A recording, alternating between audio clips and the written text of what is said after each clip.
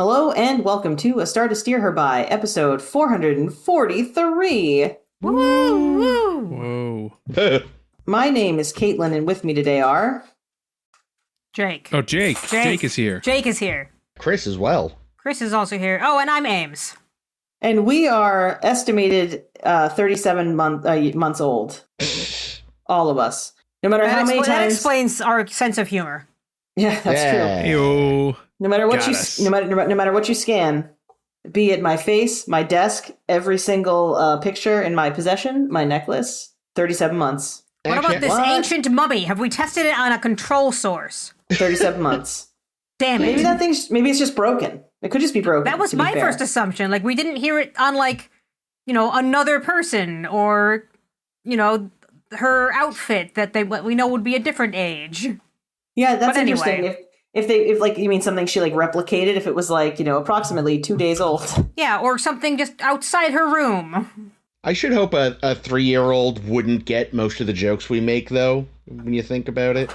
I don't know. Kids are growing up awfully fast these days. Because of the internet. All right. Well, anyway, we're here today to discuss episode The Impossible Box. Episode, 5? Season 1 of Picard? 6. Yeah. Oh my god, 6? We're over halfway through. They're gonna need to hurry it the fuck up then, brother, because nothing has happened still, really. I think this is the episode where things are actually happening. Finally! It only took them 6 episodes. Yep.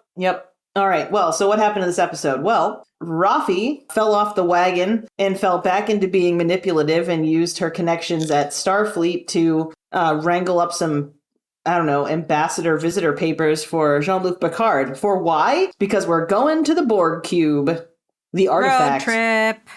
Yay. Ooh. And instead of singing 99 bottles of Romulan ale on the wall, Agnes bones Captain Rios because she's sad and lonely and hopeless. And he's broken and doesn't know how to say no. Son of a bitch. And did you see him without his shirt on? I certainly did. She's only human. Though, as a side note, I've never slept with the captain of anything before. First of all, ma'am, presumptuous. You've only kissed. It's wild that you just think Rios is going to put out. But whatever. I mean, look at him. He's going to put out. Anyway. So we're having sex with sexy captains of ships, which we've never done before, by the way. We're manipulating our former friends to get onto Borg cubes, and once we have our papers, we're using them to go visit our old buddy Hugh. Yay, we love him. We do love him. And Hugh, of course, for those... okay, Ames, let's pretend that we're in this show. Okay, you ready? Ames, do you know who this Hugh guy is? I sure do. Can you tell me, why the captain knows him? Oh, because he was the cutest of Borg. Oh my god, does that mean Hugh used to be Borg also? He was, and he was the cutest little Borg. Whoa. Okay, end scene. So it turns out he's the executive director of the, Borg Reclamation Project, which that figures. And he's, Picard's all, hey, I think my friend Soji is on board and I need your help. And Hugh's like, of course I'm going to help you, bro. Aww. But they cannot find Soji. And why can they not find Soji? Because Soji had a bad dream and her greasy boyfriend was like, let me take you to my creepy subspace out of the Borg in between floors area where I do weird Romulan meditation. And, let's see what your dreams mean. And if I don't like what your dreams mean, I'm probably going to kill you. I'm just going to make up what they mean because, this is all pseudoscience bullshit anyway. Yeah, for real. Imagine. So we do some fancy Romulan meditation. We explore our dream. Soji is her dream. She's scared of the lightning, so she's looking for her dad. She can't see her dad or his face. And basically, we're lucid dreaming, we're getting pushed towards the things that we don't usually see in our dreams.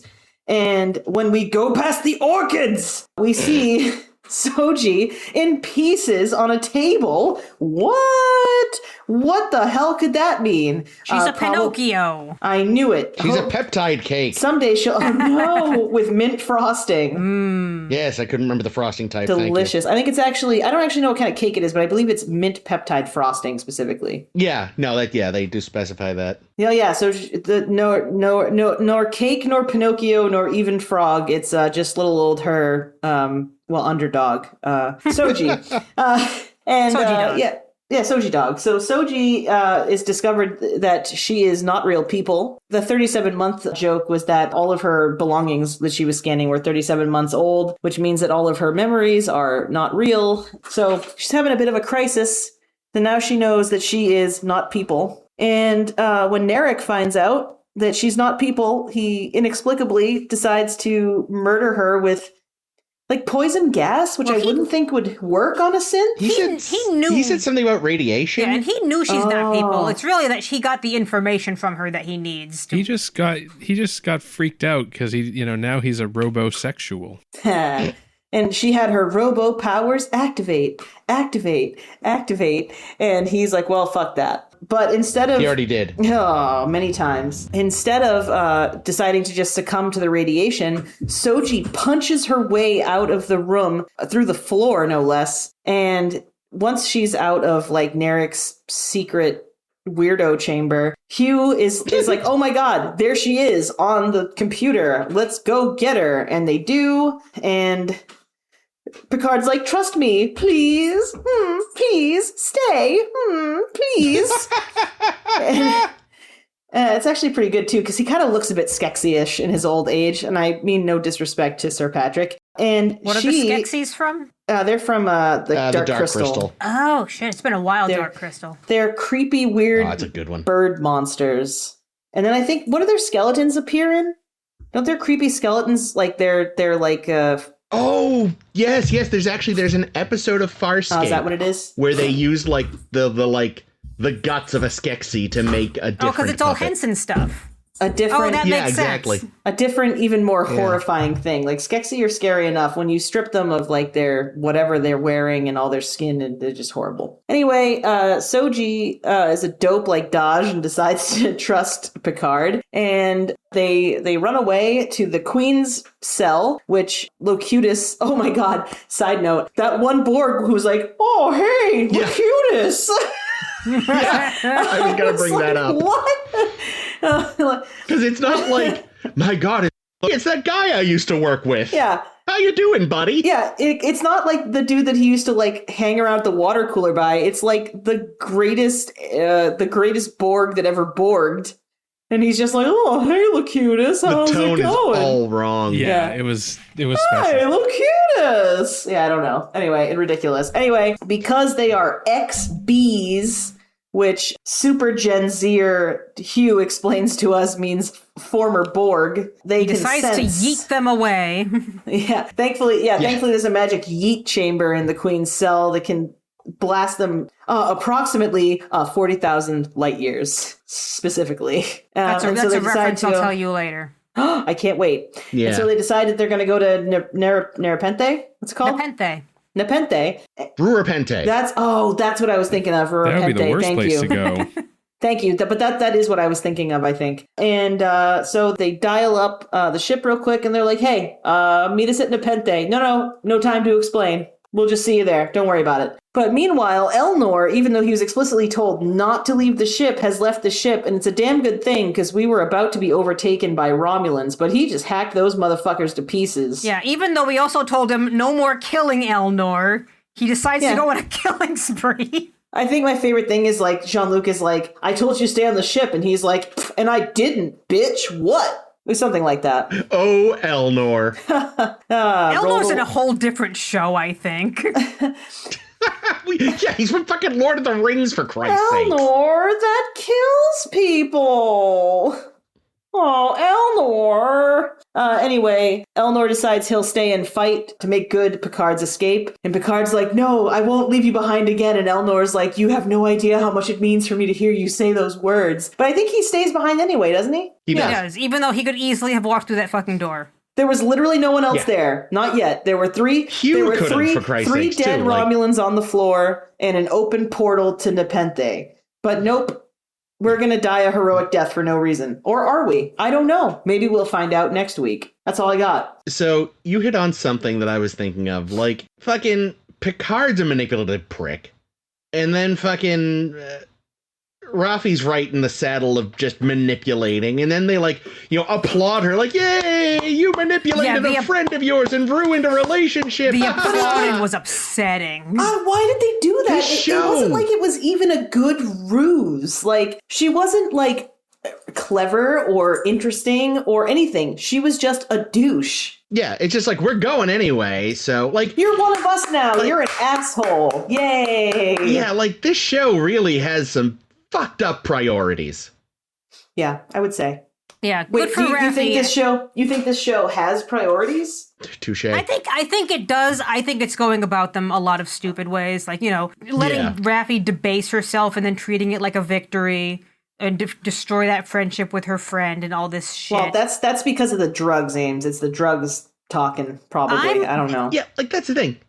There's nothing inherently wrong with the idea of the scene, but like you said, Ames, it's treating it as a victory afterwards is what fucks it up. The thing that I'm actually the most upset about is the Rios-Agnes hookup, because it's out of nowhere. It kind of makes Rios look pretty bad because Agnes is not in a state that she should be doing this, and he should know that. And it really ends up feeling like he's, I don't know, overstepping. And I want to say this. I don't think it comes from nowhere. All of her stupid little Tillyisms, like, am I bothering you by, like, existing and breathing? That was her that's like a couple episodes of flirting. Like, that's been the whole time. Him being into it comes out of nowhere. It feels take advantage-y. I don't think that either. I think he's been into it the whole time. Really? Yeah, because he's been like suffering her foolishness, and I don't think he would otherwise. Well, they have no chemistry at all. This might be the least chemistry in a relationship we've seen in a while. Certainly can't disagree with that. That is absolutely accurate. But that said, though, him taking advantage, I mean, I don't really think he's well enough to consent. So really, I think he's well enough to know that she's not in a state. Like, she just watched her old mentor. I don't know if anyone else knows that they were lovers or anything, but even so, like, she just watched this man die, and she definitely seems like not in control. It really made her horny. Wild. Yeah, and again, like, where's the EMH to be like, by the way, she actually killed him? Just throwing that out there. Seriously, she sent him away, but that doesn't mean he doesn't know it. He saw her do it, no? She just deleted him. Oh my god. Yeah, that's what I mean. Like, they've switched themselves on at will before. Usually it's when someone's having an emotional crisis, which is happening constantly on this ship. That's true. Maybe he's just given up. He's like, you know what? The new baseline right now is so fucked up. I keep showing up and they're just making breakfast. I give up. I'm done. Unless I'm called for, I'm staying in my little, whatever it is I stay in when I'm not on. Subspace? A computer? Yeah. Buffer? Pattern buffer? Do you think they, like, now, I know they don't, but it'd be funny if, like, they get little simulations they putter around in, like an office or something when they're not activated. Feed their fish. Yeah, but we know from the Doctor in Voyager that they don't have such things. Yeah, yeah. They don't even have, like, a little bottle like Genie? No circular couch. If anyone would program little circular couches for their holograms, it's maybe Rios because he's insane. No, but he hates them, so he wouldn't. Yeah, they're circular couches, but they're made of lava. Yeah, he hates them because he hates himself, and he won't give any of them the comforts of a couch. Which is awesome. Good for him. He's doing really well. Well, it's not like they have an ass. Like, they don't need a couch. Well, sure, they don't need one, but sometimes it would be nice if you thought about them and offered them one. Is it so much to ask? This literally feels like a conversation the Doctor would have had. I don't even have an ass. Actually, I think he's had that. I think he said something like that before. Yeah. Yeah. Can a hologram fart? It would have to be programmed. Yeah, it depends on the programming. Would it fart little stinky light particles? On the other hand, why would you bother making one of these things if they couldn't fart? I mean, 24th century equivalent of Jake would definitely make their holograms fart light. Yes. Mm. I'm just saying, in Tamagotchi life, every single one of my Miis farts. If you have the option, you're going to make them fart. I'm just saying. I mean, somebody went out of their way to make all of these months old children's drawings. Yeah. For true. for Soji to have on her little trip, which is like, what were they thinking? Were they whoever made Soji and sent her on this mission? Were they like, okay, which we can only assume is Maddox at this point. What kind of things would a 20-something science nerd girl have in her bedroom? Well, probably a bunch of pictures that she made when she was a baby. Yeah, it feels like something her parents would have, doesn't it? Like, why would she have that? That makes no sense that she would have the children's drawings unless they were her child. Well, she is only 3 months old. Maybe she's very proud of them. Maybe. Or 3 years. Like, 3 years, excuse me. She's like the world's shittiest replicant. I thought that was Daryl Hannah. Wow. Also, how does she know that little scanner wasn't just broken? Like, that's maybe what we were saying earlier, yeah. What's going on there? Yeah, why does she even have it? Why does she have this carbon dating device? Well, no, that kind of makes sense because she's on board she's a sociologist. Artifact, and she's probably scanning Borgs all day to be like, how old are you? You know? No, again, she's like an anthropologist or sociologist or something. Like, reader of the news. Yeah. But also, she likes to know when she sees a picture of Mitch McConnell, if it's real or AI. How old is this picture of Mitch McConnell? I was only kind of half watching. Did she end up pointing the thing at herself? No, but what a great idea. Like, what? I was waiting for her to point it at herself and that to be the one that's like, oh my God. Wow, I've apparently entirely also brain farted on this episode and assumed she had. Yeah, no, I don't think she pointed at all her stuff. I think she pointed at all of her stuff and then flipped out and threw the little thing against the wall. Well, now it's definitely broken.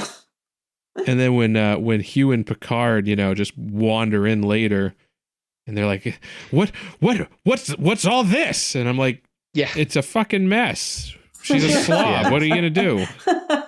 That too was like, again, what it is this device exists for the same reason the Romulan magic fucking forensics thing exists. It was to let the writers be fucking slothful. Yeah, there are way too many magical MacGuffin trinket things in this series. Yeah, well, plus how could you even tell that's because the way, and I know it's not, we don't know what exactly the science is, but carbon dating is based on stuff being extraordinarily old. That's why the process works. I don't think it's sensitive enough that it could tell if something was 3 months fucking old. Well, not now. This is way in the future, you know? No, I know, but it's it's Star Trek, there's the future, but at least condescend to give me some technobabble as to what you've invented that does this. To paraphrase, thank you for smoking. Thank goodness we invented the whatever device. So what you're saying is this episode was not boring enough for you. You also would have liked the pedigree or whatever of this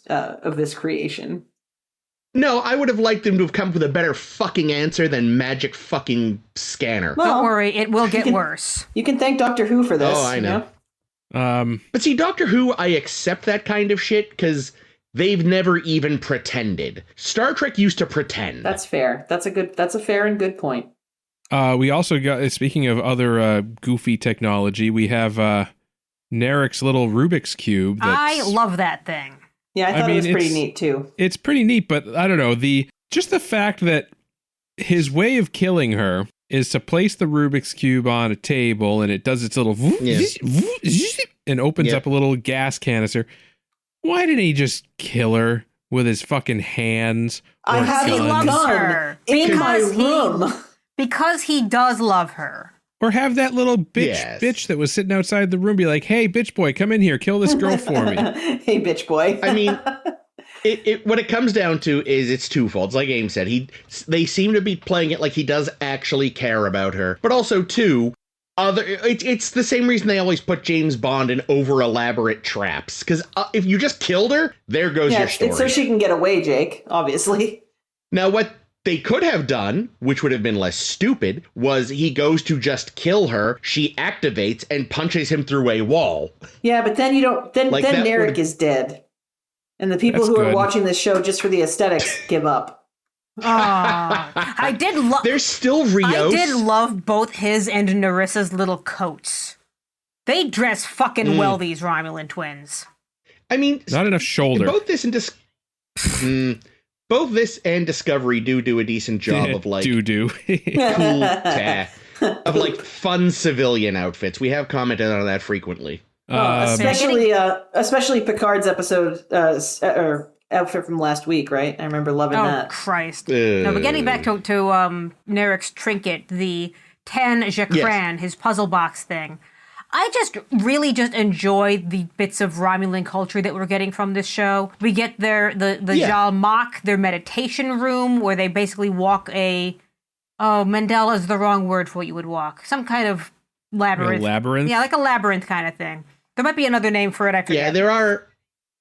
I was going to say, I feel like there are definitely, like, I don't know if they're used for meditation or what, but I feel like, and I meant to look this up and completely fucking forgot, but yeah, I think there are equivalents in the real world. There's a play I was reading that starts with someone walking one of those kinds of paths on the stage. I believe it's the Yellow Brick Road. Yes. But no, just these, they're so intrinsically Romulan-y because they're more complicated than necessary, and yet they make sense when it works. And is this the same type of device that Fred opened?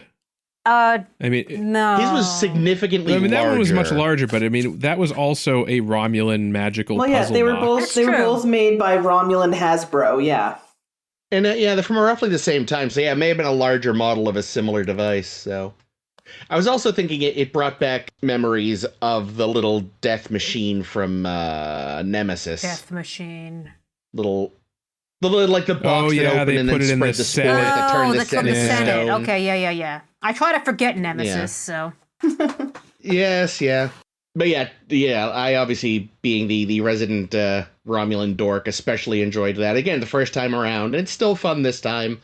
Although, again, to my earlier point of, like, the world's shittiest replicant, like, the way he broke her out of her dream, and I was like, this is a bit silly. He's like, all right, but if I give Deckard's little magic photo machine a pass, maybe I need to give the, like, magic dream path a pass. I mean, it could have been worse. He could have gouged her eyes out. True.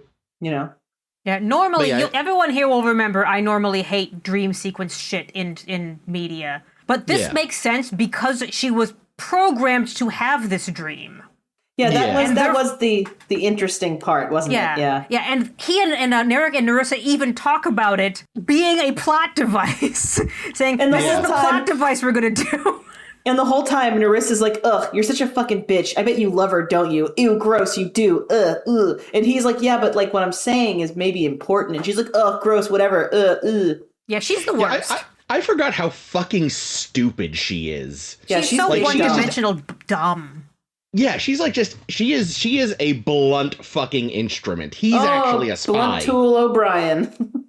Yeah, but she figured out that the exact planet that Soji is from, based on it having two moons and constant storms. She Googled that shit, dude. She didn't figure it out. Yeah, she clawed that shit.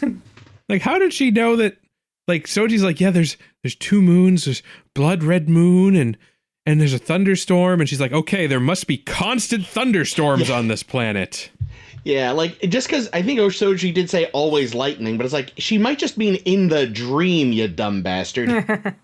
But because we know we're running out of episodes, no, she means all the time, and that's why this is gonna work. When we see, because obviously we're going to go to this planet, because now we know where it is, and blah, blah, blah. Let's keep track if there are constant electrical storms when we get there, because I don't remember.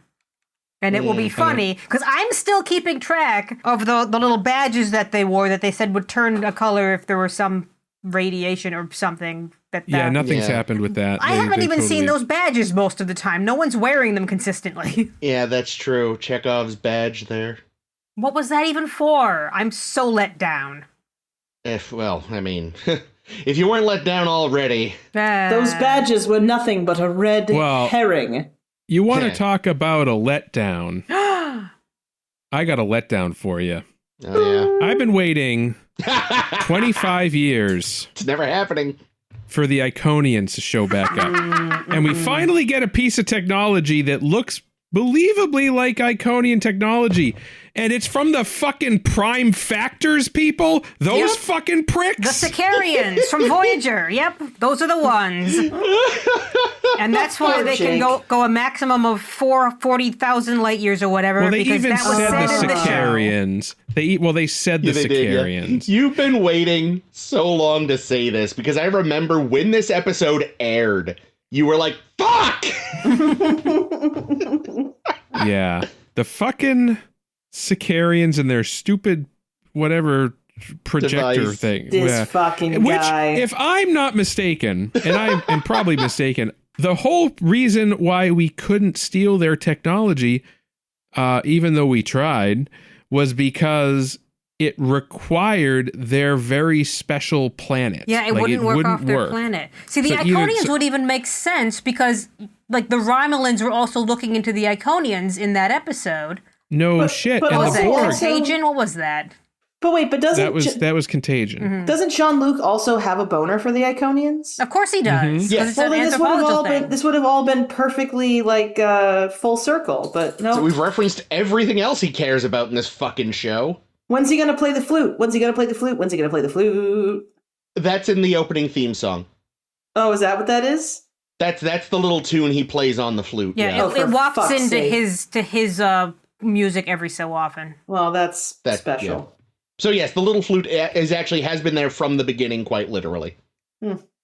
Well, now I feel silly. No reason to. It just, they covered that as well, even. That's cool. I didn't also really, just but the thank you. I fact that- appreciate you. Like, going back to the Prime Factors thing, that is such an OP fucking piece of technology for the Borg to have. They should be Because, unstoppable now. right? Because 40,000 light years, that was over half the distance that Voyager needed to go if they were going, like, instantly. The Borg could just waltz into fucking anywhere and assimilate anybody. Between their transwarp conduits and that, like, they should be unstoppable. How do you get back, though?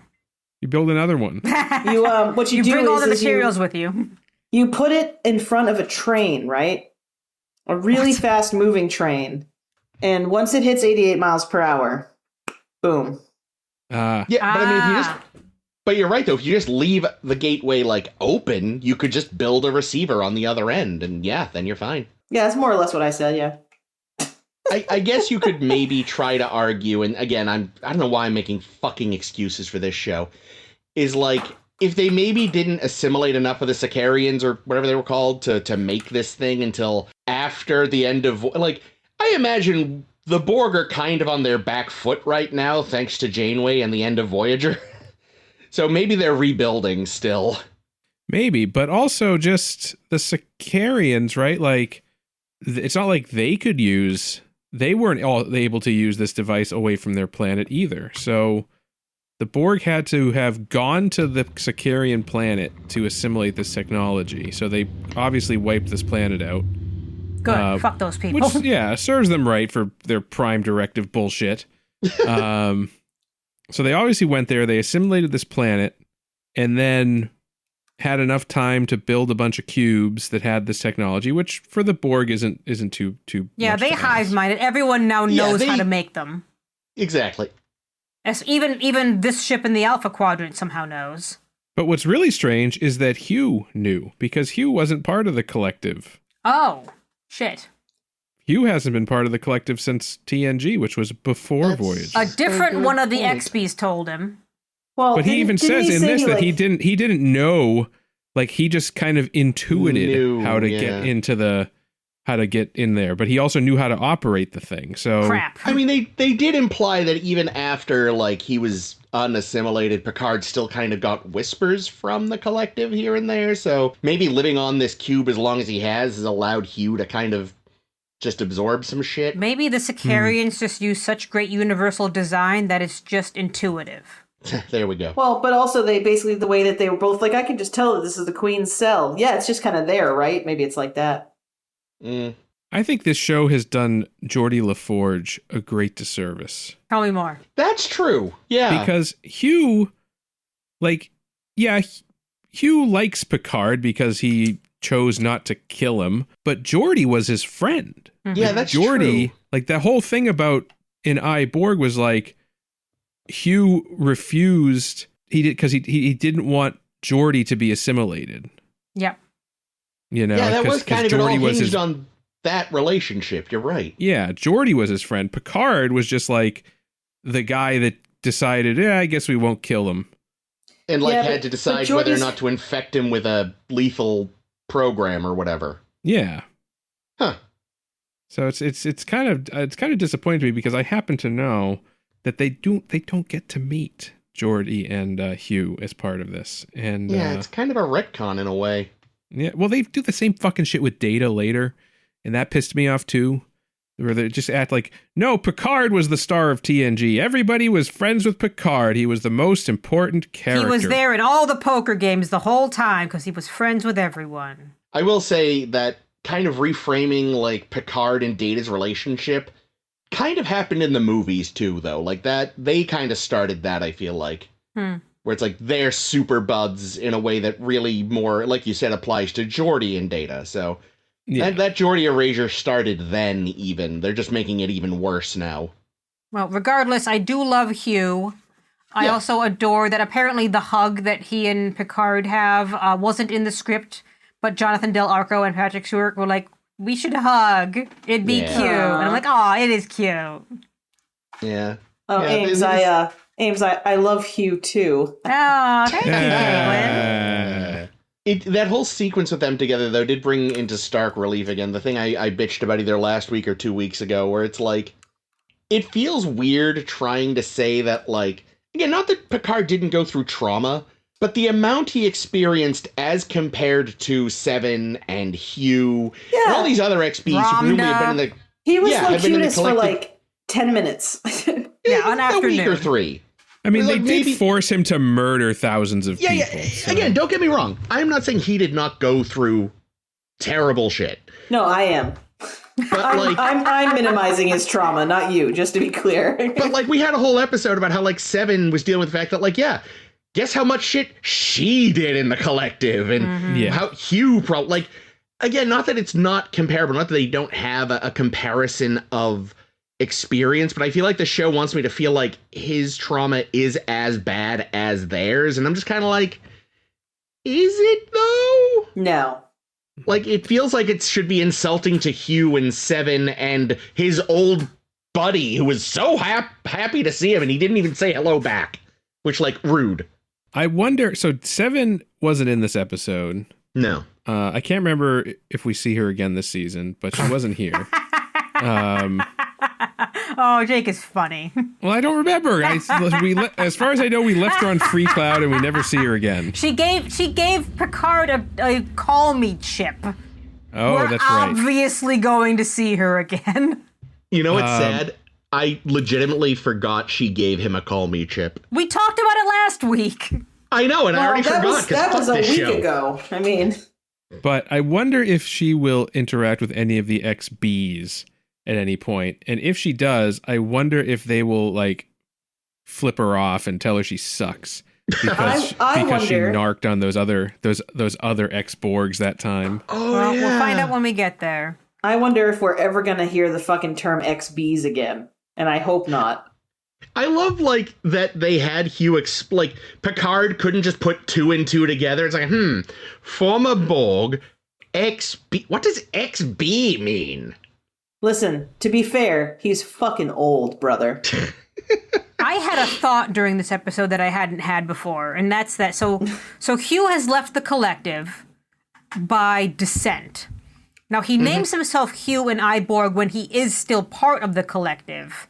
Like, he hasn't had that turned off yet. He's just alone, but he is still Borg. He doesn't he was remember. Still Borg. Well, he was disconnected from the collective. Like, that's why he was able to do that. But he was a collective of one. Yeah, but he hadn't yet regained his individuality. Yeah. Does he ever learn what his original name was? Oh. He just continued going by Hugh, evidently. I wonder if he ever learned what his real name was, his given name. That thing, he may have been a Borg baby in a drawer. He may have never had a name or human name, you know? That's true. Borg baby in a drawer. With a little hat. Yeah. He could have been the one that we saw in... that timing does not work. Q. No, the Borgs, they grow up fast. Yeah, just like Alexander. I think didn't they say that though? Like one of the kid Borg in Voyager, don't they actually like stick them in a thing that kind of ages them up, or am I making that up? Yeah, they have a maturation chamber. That's why in Drone that thing was able to become grown up so fast. On the one hand, it would track. On the other hand, I don't want the one in the drawer to have been Hugh because that just makes the universe feel small. Well, also, it's just we've talked about this before. Baby Borgs don't make sense unless they're actually assimilating babies. They probably are. No, the Borgs aren't banging. That's what I assumed the baby Borgs were babies that were assimilated that they didn't know where else to put. Yeah. Here's a drawer. I sleep in a drawer. Oh, God, where do I put babies? Oh, here, go, in this drawer. Where they belong. Oh, it's perfect. If it cries, I just close the drawer and I cannot hear it. Man, imagine an alternate reality where they assimilated Jake Sisko at Wolf 359, and then Benjamin Sisko had to fight him. Oh, Jim. Yeah. Oh, my God. Jesus. That's Jake's new pitch for, Well, I mean, Star Trek Sisko. They're doing all kinds of crazy Star alternate Trek timeline. Which one? Hey. Jake presents Star Trek Jake. No, not the same Jake. But, you know, I know recently in, Star Trek Online, I guess, they have this plot going right now where, like, there's an alternate universe where, in some kind of blinkered attempt to stop the Borg, the Trill somehow managed to make them a very virulent, spreadable virus. Oh, no. Oh, my God. Yeah, and apparently, like, that universe's Esri Dax is, like, fighting against them. It comes to the Prime Universe to be like, oh, God, the even worse Borg are coming, or something like that. So what I'm saying is, Jake, pitch it to Star Trek Online. Yeah, they'll do it. They're making the real Star Trek out there right now. I mean, I think some stuff from that was made canon by this, so. Yeah. Yeah, if the Saratoga hadn't, like, visually blown up on screen, I could see them having, like Jennifer Sisko. Jennifer Sisko Borg. Yeah. Damn. Anyway, getting back to this. I wrote in my notes, who's more annoying, Elnor or Agnes? And I forget why. They're both awful. They're both terrible. They shouldn't be in the show. Like, I'm already pretty sick of Elnor. He seems like he's entirely superfluous 98% of the time. And I feel like they also decided that absolute candor, like, is never going to be important to anything except making Elnor have no filter. Yeah. Well, that's what it is. It's a comic relief stupid thing. Exactly. I hate it. I don't like it. Even though, like, the concept of the co-op Malad with their absolute candor could be interesting. Instead, they've made it obnoxious. I think part of the problem is that, like, and I'm trying to figure out a way to put this delicately. I apologize in advance if I fuck this up. Uh-oh. But, like, throughout the history of Trek, especially, like, original and 90s Trek, there's those characters who seemed to be, probably unintentionally for their time, but, like, have since been picked up on as being, like, neurodivergently coded, especially, like, somewhere on the autism spectrum. And I feel like the problem is the people writing the new ones are aware of that, and instead of... They're making them tropey instead, yeah. Yeah, like, because they're doing it self-consciously, like, instead of creating these characters who have these traits, perhaps unintentionally, but that the audience can kind of identify with and latch on to, they're doing it on purpose, and it's becoming almost, like, stereotypical and insulting. See, I don't think they're doing it on purpose. I think it's that they don't realize what they're doing, because, you know, you could look at someone like Data, who could definitely be read that way. And you can consider that, like, an interesting type of representation. People can identify with him, and he's a great character because he's also well-rounded and interesting, and you know, fully functional for what it means. Meanwhile, Elnor is just a walking trope machine. Yeah. Well, so here's the thing. I think that you had characters like Data or like Spock who were not deliberately written as, autistic or on the spectrum, right? Because they're really like that wasn't terminology of the time, right? They just wrote these characters the way they wrote them. And then people saw this and people saw like, oh, I'm kind of like that. Yeah, or I think that way. And look at the show where they're treated like equals still. Yeah. Like, look at that. They're like Spock I'm like Spock, and Spock's like a big deal on this ship. And look at Data. He's so competent and capable. And that's hot. Like me. And he's so hot. And then, so like, I think that's how that association got created, which is great, which is wonderful. But now you have, like you say, Chris, they've flipped it. Now they're writing the characters like they're like, oh, let's just write Sheldon. Exactly. Let's just do that. Oh no, we don't need more of that. What it was is people in the past were writing, characters who I think that a lot of the characters that the people identify with that read that way are the ones that are the outsider characters. Like I said, Spock, Data. Oh yeah. Seven. And so, like, again, whether or not the writers, like, and we don't know, maybe the writers were just writing people that felt like themselves because they, because, again, obviously the terms are new, but these ways of thinking have always existed, probably. We just didn't have terminology for it until the past couple decades, and it gets refined more and more with each passing year. But, like, so they were writing these characters just naturally, and, again, it's often the characters who, like Spock, who is struggling with his Vulcan nature and his human nature, Data, who, wants to be a real boy. Yeah, and is struggling with sort of how to deal with the much more... Because, we said before, like, Data has emotions, really. He just doesn't process them in the same way is really what it comes down to. And again, I think it was just when it was more natural like that, it felt less gross. Mm-hmm. There's a cartoon I watched once, which was very good. And, a lot of the sort of the neurodivergent community clung on in particular to the lead character, and the writer was like, well, I was just writing a character who was like me, but they themselves did find out they were on the spectrum. So, like, was it Azuma again, it was just natural, not self-conscious, like, we're gonna make this, and again, they're making Elnor so self-consciously, like I said, a comedy character just makes it somehow worse. It reminds me, like, of a better version of Elnor is from this British sitcom called My Hero, where the lead character, he's like, it's like a Superman kind of thing. He's an alien, but he looks human, and he's got superpowers. And the show isn't about his superheroing life. It's about his day-to-day life when he's, like, at home, out of costume with his girlfriend. And the whole thing is his species does not have a concept of lying. Like, even white lies. So, like, the comedy grows from him just dealing with people and just being horrifically blunt. Because he just doesn't know how to not be honest to a fault. But there, it's intentionally comedic, and he's specifically like, this weird alien dude. Whereas, like, Elnor is, and again, especially because the other Quat Malat we did talk to, the head Bene Gesserit, whatever her fucking name was, wasn't written as, like, blank-eyed naive as he is, which just makes him even worse. Yeah, it also ends up feeling like, he's so unworldly because he never got to leave Vashti. Yeah. And that everything to him seems like entirely unusual, and like he's always a fish out of water.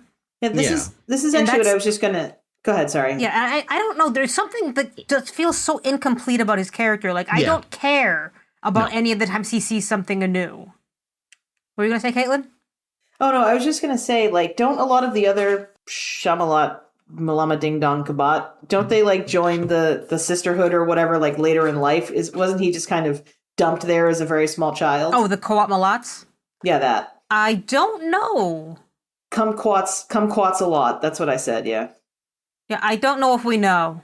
Fair enough. We know that, like, that Momkel Burnham, they came in late. I don't know maybe if that's what I was thinking of. Well, I guess I kind of thought maybe it was more like, joining a nunnery, which is like you had to be, like, you were of a certain age and you made a choice. I imagine they don't really, because they don't seem like they're really out there reproducing much. So I'm guessing people that are in the order are adults that have chosen to do this. Yeah, it's not like generally. It's not like the Jedi who kidnap children from their families. Right. Yeah, it's like it's an order of nuns, like nuns have to have a calling. I bet it's the same type of deal. Yeah. Like, yeah. Yeah, that's what I kind of figured. I don't know. I think, he like, I don't know. for a show that doesn't have that many characters, or main characters at least, the fact that they haven't spent any time really developing Elnor. It's ridiculous. Or most of them. Well, yeah. And especially because, like, they want us obviously to be tense at the end of the episode, but I care more about what's going to happen to Hugh, because I know him better from his 2 appearances from a show 30 years ago. Yeah. And I would say, we're shitting on Elnor, which deservedly so, but I would also throw literally Agnes everybody else in this show. Yeah, well, I think Agnes in particular, because Agnes is a trope that irritates me. Oh, which she's is so annoying. The dude. babbling girl. The quirky babbling. Oh, I'm so out of my element, girl. Oh, it's the latest variation of the manic pixie dream girl trope, which is like, just this weirdly like sexist fantasy for a lot of men. Like, oh, I want this girl's going to be wacky in a way, but that tends also to involve, hot. Yeah, wacky and hot, and has no personality beyond wanting to affirm me. I suppose she did go against that by murdering the fuck out of Maddox, so she did break that stereotype a little. But yeah, Yeah, she's the worst.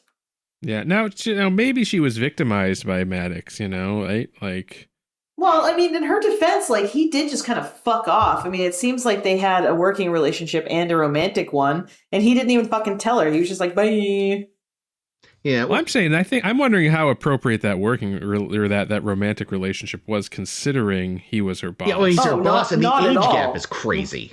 Yeah, it's a crazy age gap. But that thing, in a better show, that would have been explored more. But we're supposed to just accept it as she was totally into him. Don't worry about it, and now she's sad she had to kill him. Would it have been better if it weren't Maddox, if it were an original character? I mean... Well, it wouldn't have been worse. Yeah, like, I mean, if it was an original character, he could have been closer to her age. Still would have been her boss, though, so that would have been weird. Although, if they'd established them as, like, equals, research partners, as opposed to boss and student... Yeah, that's the kind of thing I'm also thinking. Or again, just make her his age, and they were just already together, But then she can't bang Rios. I mean, why not? She could still bang Rios. Yeah, I mean, I would like them not to. The Golden Girls broke the glass ceiling years ago. Older women allowed to fuck younger hot men. Blanche got George Clooney that time. Oh, damn. Did she? No, yeah. Did she? He was a cop. I don't think they fucked. No. Oh, they were definitely flirting hard, though, in that one. Yeah, for sure. There's an episode of The Golden Girls where a very young George Clooney, like him and there's another actor who was older, and him and like Dorothy kind of had a thing. They were like cops, and they needed to use the Golden Girls' apartment as part of like a stakeout or something. But yeah, yes, baby right. George Clooney was flirting hard with Blanche. Nice. Everybody flirts hard with Blanche. She's hot. She's the southern one? Yes. Yes. Okay. Oh, I thought of something else that was stupid. Not about this episode, but just about the show in general. Sure. So it's called Picard. It's strongly implied that Commodore O is the one that puts Agnes up to murdering Maddox. Maddox. What's his Yes. Why? We'll find out. Well, here's the thing. They've evidently sent multiple people to go and try to extract the location of the robot's homeworld. Oh, right. And Maddox would know. And Maddox would fucking know. See, here's me also forgetting how the rest of this season entirely goes, because it could very well be that whilst we're led to believe that put Agnes up to this, blackmailed her or something, we'll find out eventually what actually happened. Maybe. And I wonder if speaking too soon. Yeah, I wonder if it could. I'm honestly forgetting what actually happened. So right now, my money is on Agnes killed Maddox so Romulans couldn't get to him. But I don't remember if that's what happened. That's also a terrible idea. Why don't just protect him? Yeah, why not run away? Nah. Hide him in a pattern buffer. Well, we'll find out. I'm certain it will be stupid, because most things are. We got more Raffi stuff. We got Raffi calls her friend Emmy. Yeah. So was the implication that they were like a romantic relationship in the past? Yeah, I think people have read it that way. Okay, that's what I was No, I getting. didn't really get that. I just kind of got that Rafi's a terrible friend who only calls her friends when she needs something. Like That's Picard. also true, though. That's also It can also be quite both possible. things. Yeah. I guess. But it felt to me like they may have been trying to imply that there was. Dude, there was is there a romantic anybody element. in fucking space that these people haven't fucked? Because like No, Seven they're all fucking. It's the future. Seven was fucking what's her name, and Vajazel. Maddox is fucking Agnes, and Rios is fucking Agnes. And Look, that. Listen, this is Roddenberry's dream. Damn it, you okay? beat me to it. Everyone fucking. The one thing they get right from Roddenberry here, yes, is the constant porking. There's one thing that Raffi says to Emmy, and that's that, talking about Picard, every part of Picard that isn't ego is rampaging id. And I wrote in my notes, since fuck does that when? Yeah, what? Neither of those things sound like Picard. No, Even guys, at it's this okay. stage of Picard. I think they were It's trying okay. to. I think they confused Picard with like Drift Kirk. Seriously. You know? They're engaging in Picard drift now. Oh, God. No, guys, it's cool. It's very cool to make like a legacy sequel 20, 30 years later and just have characters be inexplicably completely different. That's normal. I Don't mean, worry I about guess from this woman's perspective, Picard dropped off the face of the Earth for about 20 years, then went on the news and had a meltdown, and now he's charging into... Although she didn't mention yet that he was charging into run. Yeah, no, it doesn't make any fucking sense. Yeah, but none Yeah. of those things are about him having a big ego or being like an id machine. Well, No. we do know one thing he's got is sheer fucking hubris. I've heard that. I've heard that a lot. Yeah. Yeah, again, But you know what? I will say this about that scene. Like I did like that we had this scene with Emmy, because that's honestly the only Emmy this show's ever gonna get. damn it, I was trying to figure out a way to make that joke. It beat me again. Neat.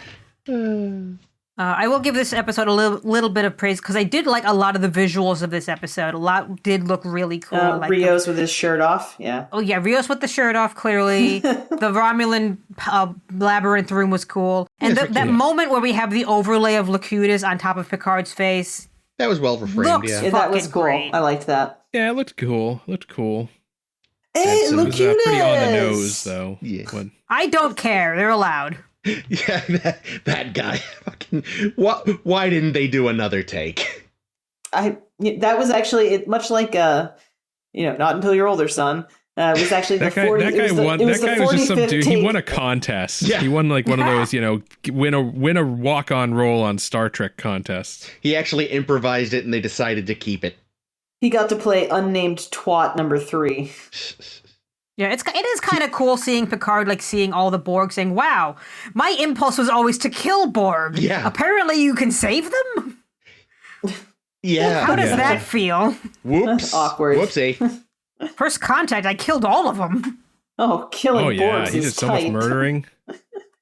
Yeah, I mean- I like to think that the guy that said "Hey Locutus," like originally he said like "Hey cutie," Oh.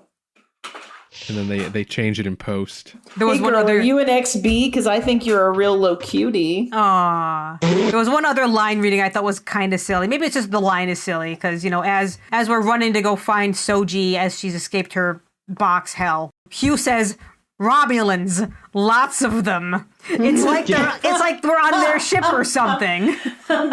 Yeah, wacky that. Yeah, that was pretty funny. Speaking of Soji, it's weird, like, We weren't actually, and maybe it's about time. did she not? Because when Soji escaped, so we were. One thing that annoyed me was that she seems reticent to trust Picard, which makes sense if you forget that Daj was programmed to find and latch onto Picard when she started to activate. Yeah, I she was had kind the of thinking vision of that was Picard. weird. Soji hasn't had the vision yet to know to trust Picard. The only way to prove it is that he has her sister's necklace, which we still have. Yeah, but that's me. Like, Scan I get, it. like, I want to know again, how old it is. She definitely should have trust issues because of everything that just happened with Narek. But in theory, like, as soon as she activates, she should have gotten the flash of, like, find the funny bald man, and she could be like, oh, fuck, you. And, like, again, there wasn't enough episode left for her to really have to agonize over it. So they could have just gotten away with her going, it's you, because they already established that she could have gone, it's you, back in episode 1. It's like, this is actually not fucking firing the gun that was on the mantle. Yeah, but she wouldn't say it's you. She'd say it's It's you. That's really all of her reactions to him were like, oh, should I trust this guy? Like, there is no flash of recognition whatsoever. And again, she's a robot. As soon as she turns on, she could have known, trust this guy. Like, But if they were actually not like trying to make it so she didn't recognize, like the scene would have made more sense if she did recognize him, because here's the thing. Somebody just tried to murder her. Yeah. She's being chased, and this random guy runs up to her and says, here is the necklace that I got from your sister. Your dead sister. Who she doesn't even know is dead, by the way. I don't know. This is news to her. He says to her, hey, your sister came to me for help and I couldn't help her. I think that's a good reason not to trust her. But I have her necklace. Something must have happened. She finds out in this moment that her sister is dead. That's true. And, like, wouldn't she just, like, any normal person would just assume, oh, this guy murdered my sister, and he's working with the people that are trying to murder me. Yeah. But he's with Hugh, and Hugh is reliable. I would go with Hugh. I mean, at this point, I don't know if I'm trusting anybody if I'm in her position. Go back to Narek. But it only makes sense that she would, like, her trusting Picard in this exact moment, in this exact circumstance, really only makes sense to me if she does recognize him, and they specifically played it as if she didn't. Yeah, that's what I mean. Like, why doesn't she have the program kick in the same way Daj did? That would have made more sense. It just makes her seem, well, as I said, it makes her seem pretty stupid, but she's been trusting Narek this whole time, even though he is like a walking red flag. The hottest kind. I mean, yeah. Flag? So I'm assuming Sword Boy is going to escape. And Hugh, like, they're not going to get killed. We'll find out next week. They're going to get beamed out by the 7 of 9. 7 of 9. Some other legacy character cameo. Yes, Geordi shows up to save Jellicoe? Hugh. No, it's fucking that would be great. Rasmussen. Oh, geez. Rasmussen broke out of jail, and now he's here to steal Borg technology. It's Samuel Clemens. No, Jake's ahead. There was an artifact here. I don't know why I talk like this. And all of a sudden it's Tosk. Suddenly it's Chris's favorite episode because it's so poorly acted. It's Time's Arrow Part 3. Oh, Jesus fucking Christ, this show. The Yankee in King Arthur's courting. Oh, we also learned Narek's true name. Maybe.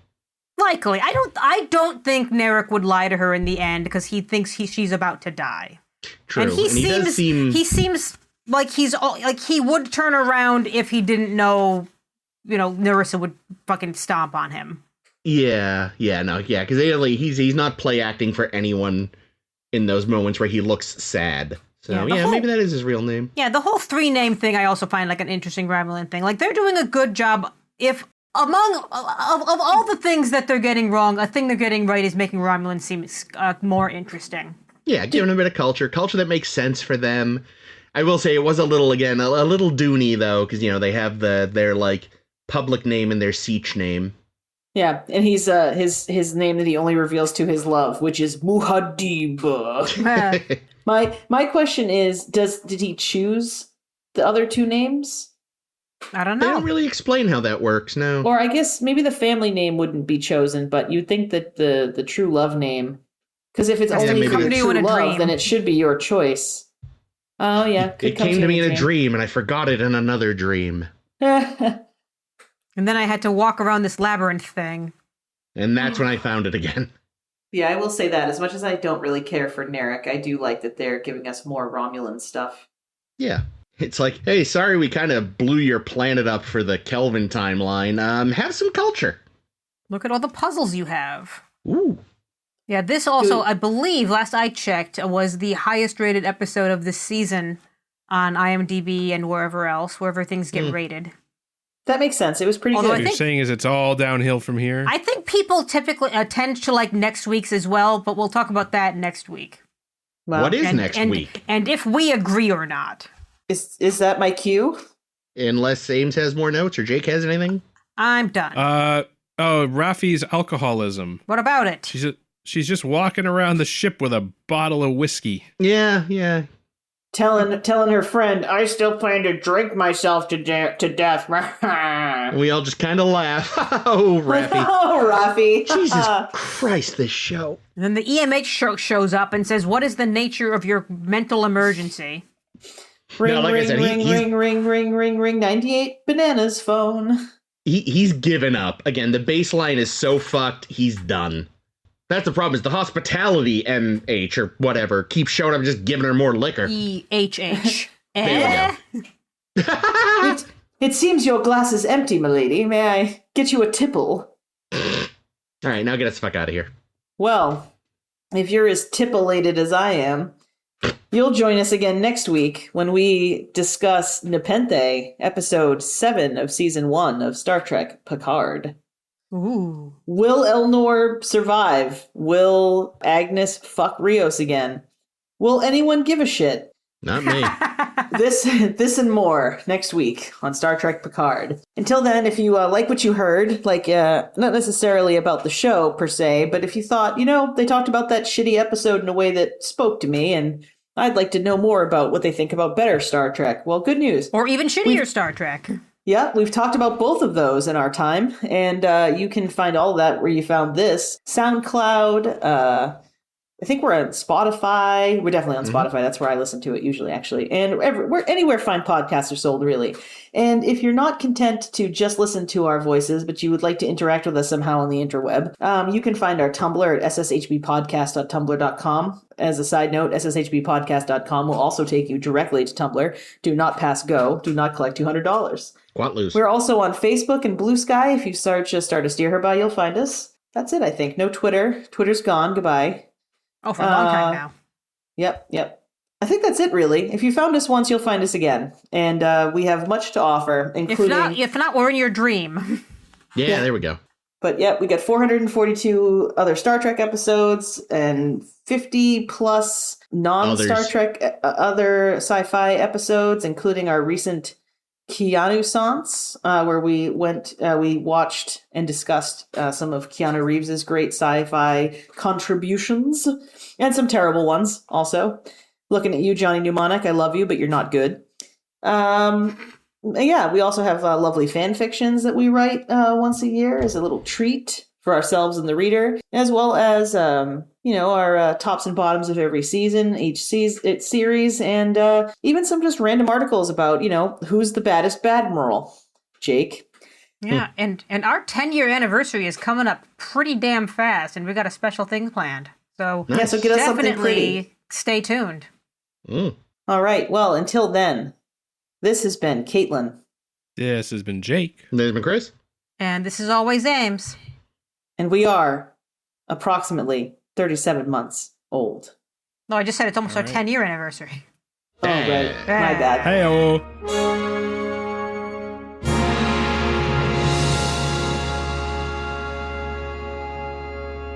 Keeping that in. Please don't. Well, that's Please don't. That's delicious. I wouldn't. All right. You have, though, is the problem.